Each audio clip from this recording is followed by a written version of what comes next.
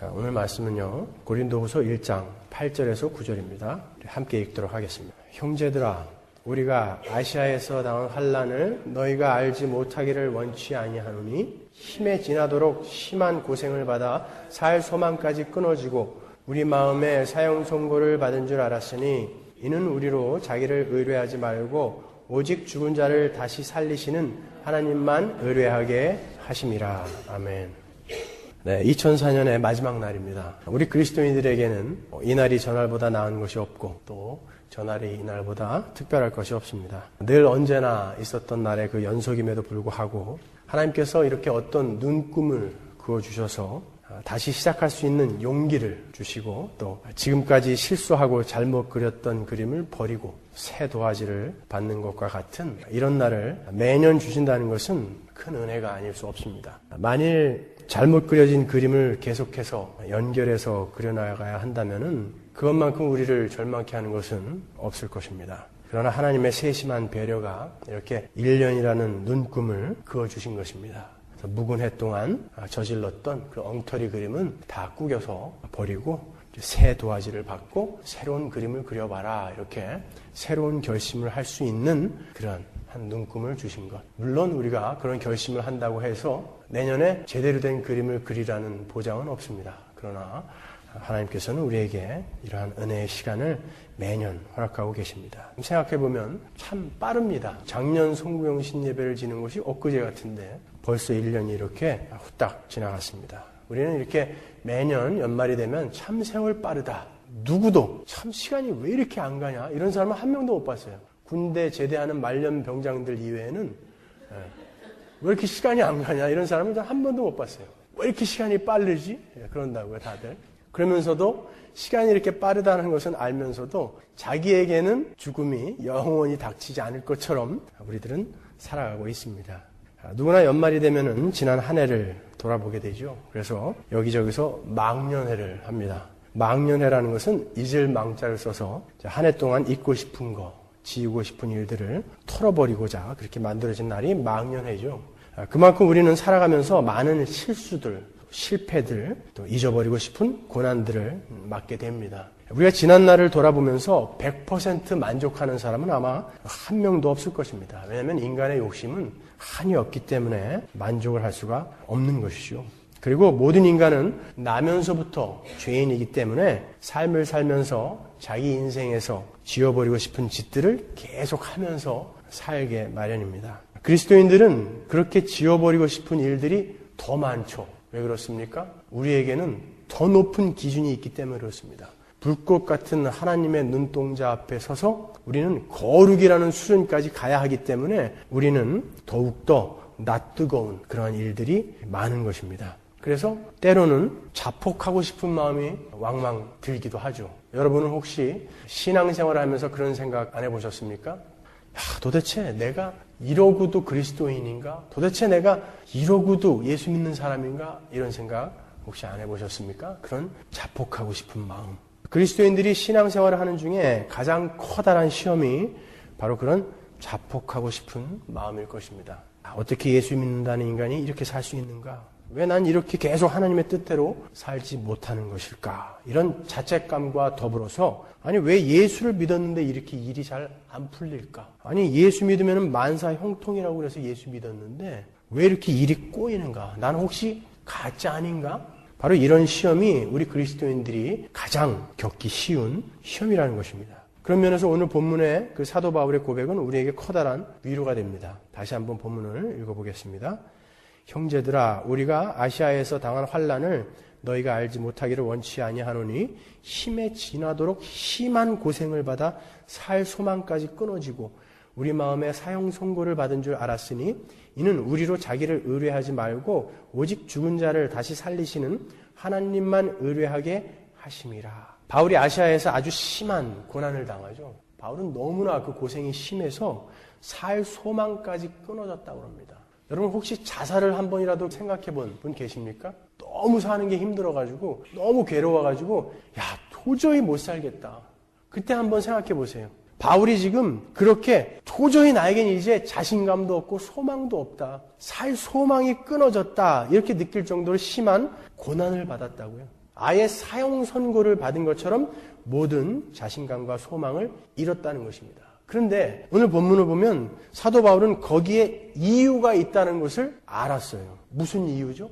9절 후반부에 보면 이는 나를 이렇게 사형 선고를 받은 자처럼 이렇게 괴롭게 하나님이 놔둔 것은 우리로 자기를 의뢰하지 말고 우리 자신을 의뢰하지 말고 오직 죽은 자를 다시 살리시는 하나님만 의뢰하게 하심이라. 오직 하나님만 의뢰하게 하기 위해서 우리를 그렇게 사형 선고를 받은 자처럼 그런 지경에 그냥 내놓으신 것이라는 것입니다. 하나님께서 바울을 그러한 극심한 고난 속에 실패 속에 두신 것은 바울로 하여금 자기를 의뢰하지 말고 오직 죽은 자를 다시 살리시는 하나님만 의뢰하게 하려고 그러셨다고 오늘 본문은 이야기하고 있습니다. 그러니까 엄청난 학식의 소유자요 열정의 사람이었던 그 바울의 마지막 한 방울 남은 자신감까지 하나님은 짜버리신 거예요. 하나님은 그 바울의 마지막 남은 한 방울 자신감까지 다 짜버려서 너는 벌레다라는 것을 알게 해주시기 위해서 하나님은 사도 바울을 그 지경에다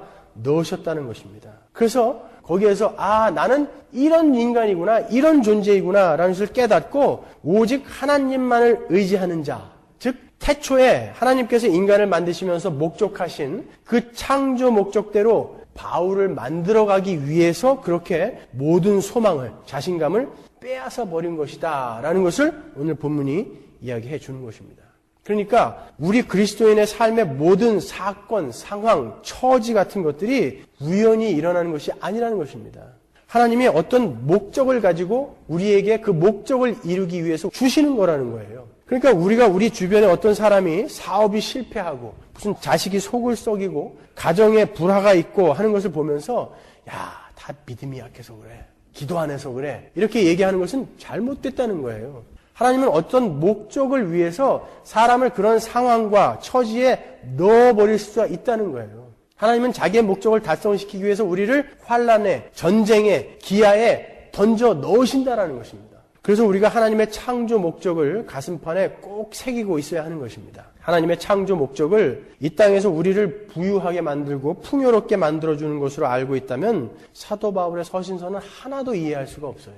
우리의 창조 목적이 뭐라고 그랬습니까? 왜 이 우주를 창조하셨죠? 하나님이 우리를 그 전지전능하신 하나님이 천국에다가 쏙 갖다 넣을 수도 있었는데 왜 굳이 이 광야의 인생을 우리에게 살라고 하시냐 말이에요. 우리는 이 땅에서 거룩해져야 하는 것이죠. 그래서 하나님의 자녀로서 자격을 갖추어야 이 땅에서 그런 훈련을 받고 천국에 들어가는 거라고요. 그게 창조의 목적이란 말이죠. 창조의 목적을 이것으로 갖고 있어야 되는데 아니다. 우리는 이 땅에서 잘 먹고 잘 살고 풍요하고 행복하고 번영을 누리면서 사는 것이 하나님이 창조의 목적이다라고 알고 있으면 사도 바울의 서신서나 모든 사도의 복음은 하나도 우리에게 이해되어지지 않는다고요. 보세요. 바울이 그 고난을 어떻게 이해하고 있는지 보십시오. 고린도 후서 1장 3절로 갑니다.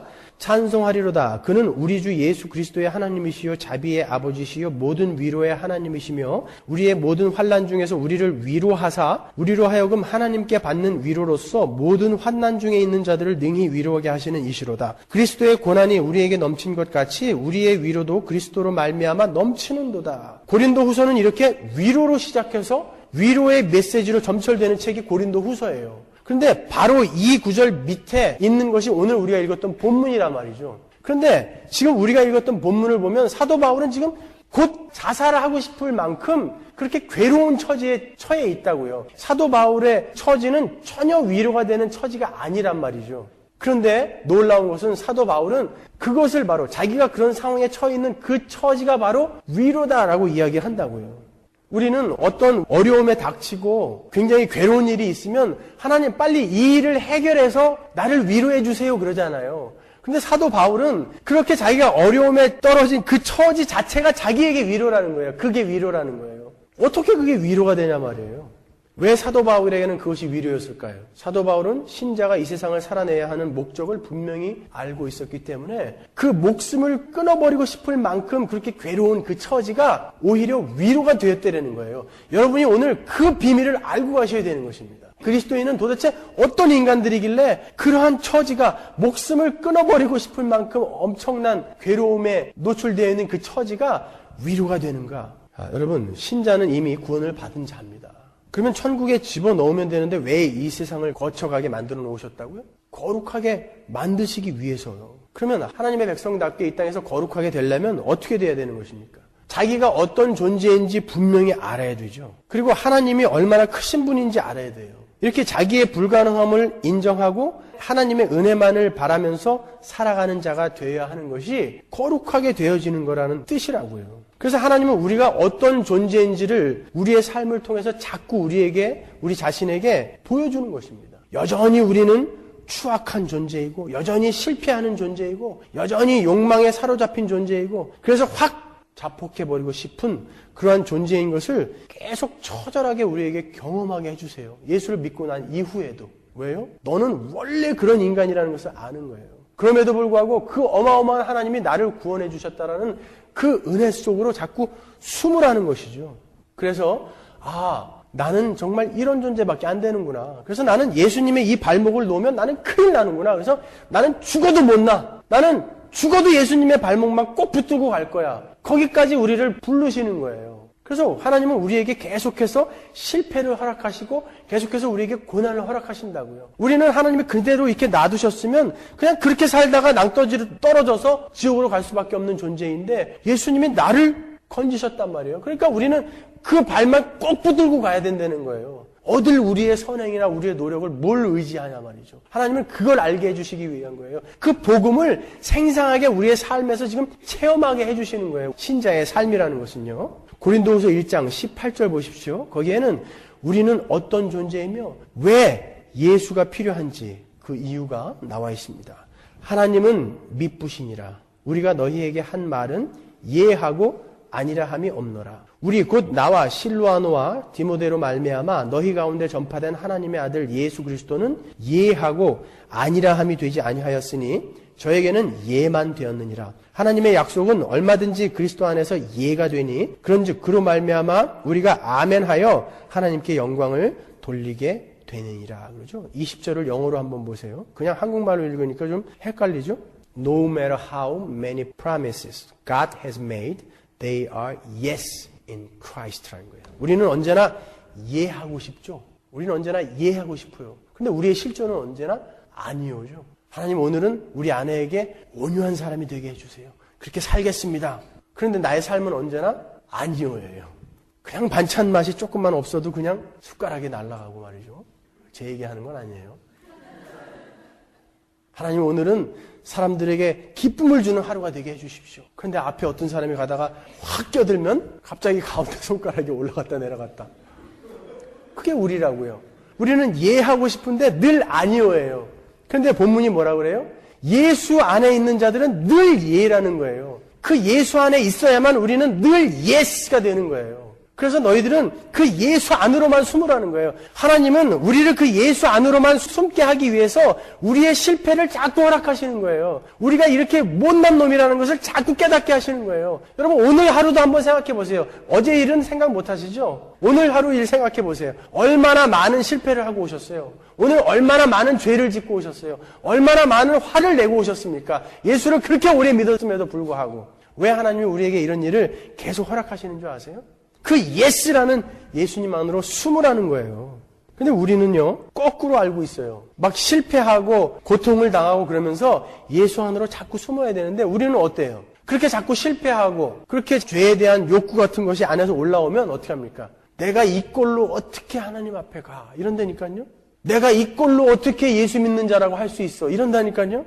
하나님은 아니야. 네가 원래 그런 존재이라는 것을 알아라 라고 우리에게 그런 일을 허락하시는 거예요. 그래서 아이고 예수 아니었으면 큰일 날 뻔했구나. 그 자리로 우리를 끌고 가려고 하시는 건데 우리는 자꾸 아이고 나는 이런 존재이기 때문에 나는 예수 못 믿어. 난 가짜인가 봐. 맞아요. 가짜예요. 우리는요. 우리가 어떻게 진짜가 될 수 있어요? 근데 그 예수 안에서 하나님이 진짜를 만들어 놓으신 거예요. 나는 가짜인가 봐. 나는 가짜인가 봐. 그 고백을 우리에게서 받아내고 싶으신 거예요. 그러나 가짜인가 봐. 그래서 나는 아니야가 아니라 가짜인가 봐. 근데 어떻게 나를 진짜를 만들어 주셨을까? 그리고 예수 안으로 숨으라는 거예요.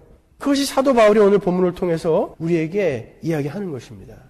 우리가 이 땅에서 알고 가야 할 것은 그거 하나밖에 없는 거예요. 하나님은 전부이고 나는 nothing이다 라는 것이죠.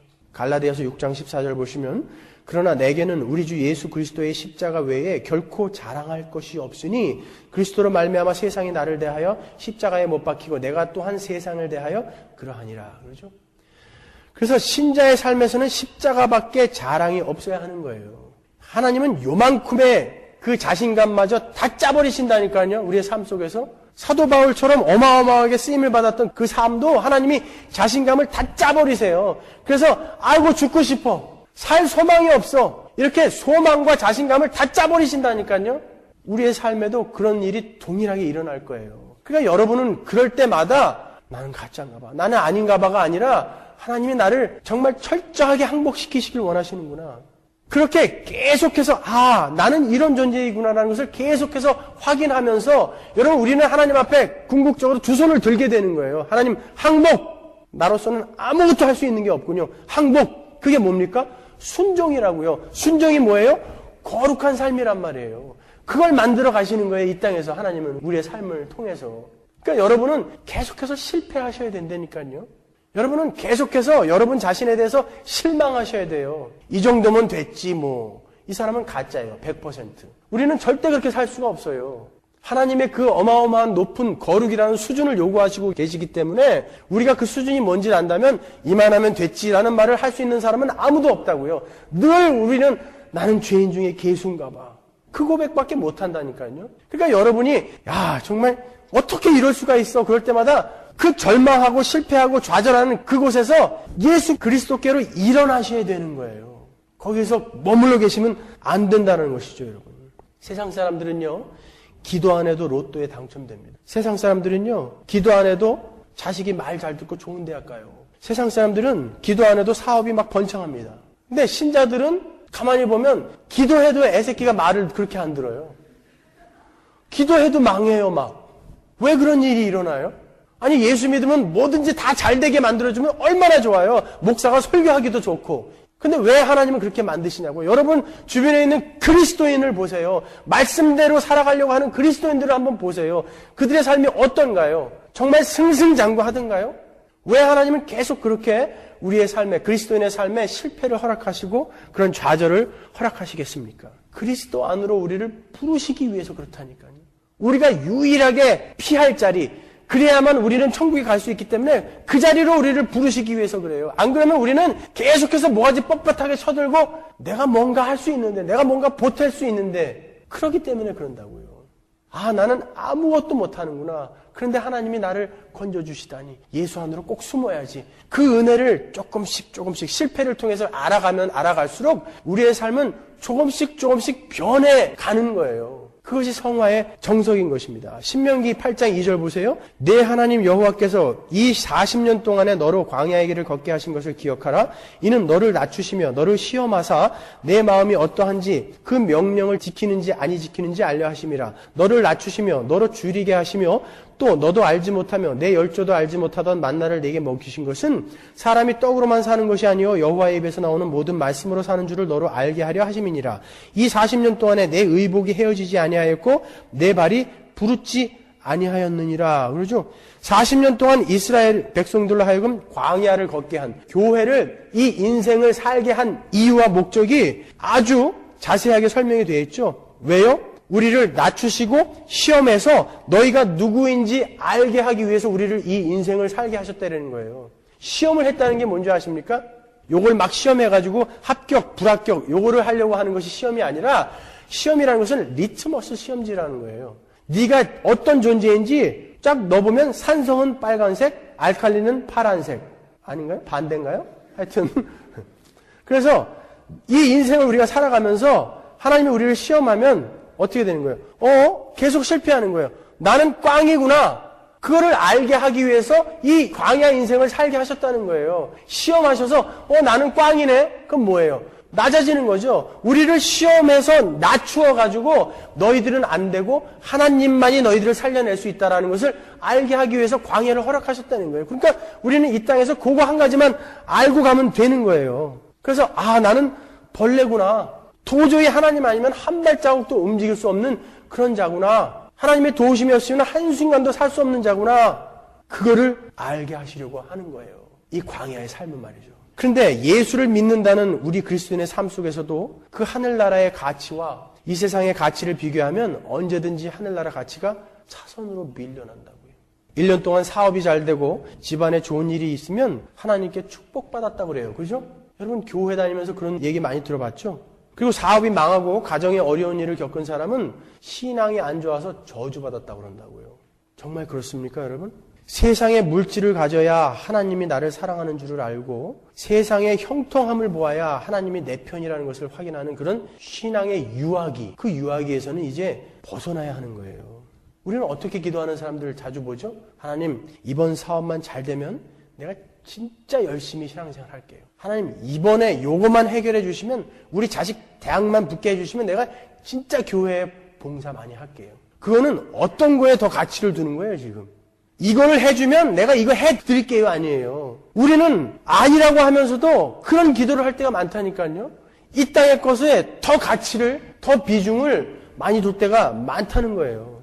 광야라는 인생은 우리에게 주어진 축복의 땅 가나안이 아니지 않습니까? 여러분, 광야에서는 장막을 짓고 사는 거예요. 그곳에서는 씨를 뿌릴 수가 없어요. 광야에서 이스라엘이 먹었던 것은 어느 것 하나도 그들이 심고 가꾸었던 것이 없지 않았습니까? 하나님이 다 준 거예요. 어느 것 하나 그들의 힘과 능력과 계획으로 말미암아 생겨진 결실은 하나도 없지 않습니까?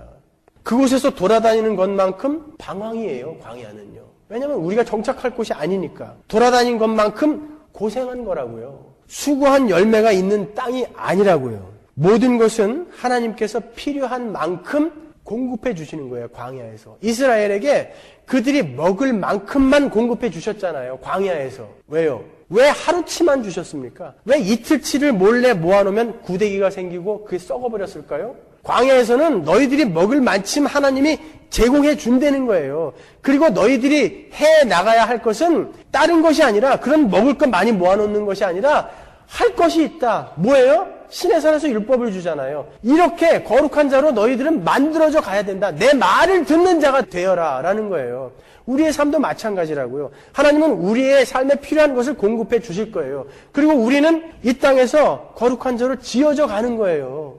얼마만큼 필요한 걸 줄까요? 우리가 거룩한 사람으로 지어져 가는데 필요한 만큼 각 사람마다 다르겠죠, 그 양이. 그만큼만 주신다는 거예요. 그것이 광야의 삶이라고요.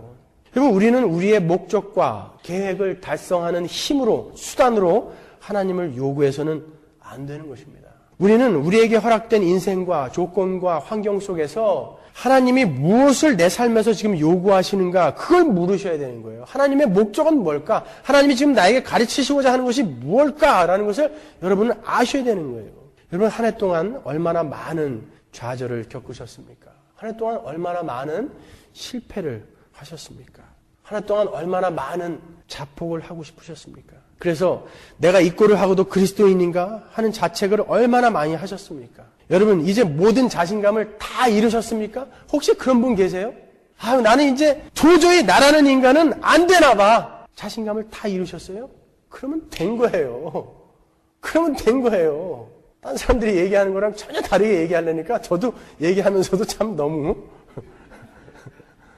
그러면 된 거예요. 성경은 그렇게 얘기하고 있다고요. 사도 바울이 그 상황에서 뭐라고 이야기했냐고요. 이는 우리로 자기를 의뢰하지 말고 오직 죽은 자를 다시 살리시는 하나님만 의뢰하게 하심이라. 여러분이 그 상황에서 하나님이 나에게 이것을 원하시는 것이구나라는 고백만 하시면 되는 거예요. 이제 나는 아닌가 봐 그러고 확 목매달아 죽어버리면 유다 되는 거예요. 여러분, 뻔뻔스럽게 다시 하나님 앞으로 나와서 하나님, 그러려고 그러셨군요. 그게 뻔뻔스러움이 의라고요. 그게 그리스도인이란 말이에요.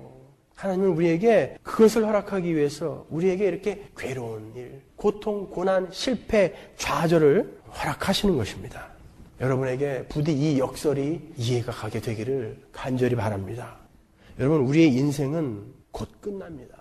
언제 우리가 하나님 앞에 갈지 모른다고요. 성경은 그날이 도적같이 온다고 했습니다. 그런데 그날에 사람들이 소도 사고 밭도 갈고 시집 가고 장가 가고 애도 낳고 병원에도 간다고 그래요.